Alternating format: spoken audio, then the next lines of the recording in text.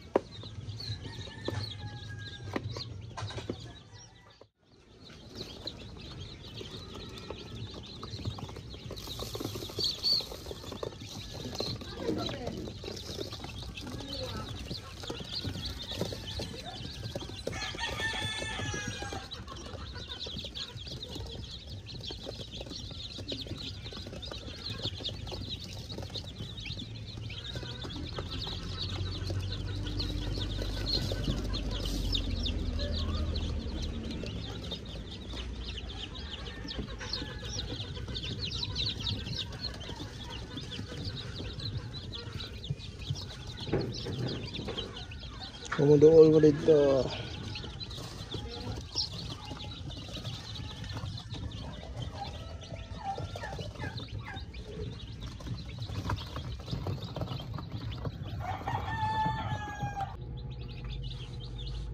So diara natay gamayng mga game foul diri nga napusa. So 2, 4, 6, 8, 10, 11. So kani mga Orpington Blue. Natay gamay mga Orpington Blue. Alright, muna sila. So markingan pa nato ni kani diri kay para mailhan ang ilahang bloodline. Alright. So dira nahuman na og marking ato nang ibutang diri. So na sila'y tubig, nanapod sila'y feeds, so nanapod sila'y suga, ilang kuan beddings goods na. So pwede na sila biyaan diri. Alright.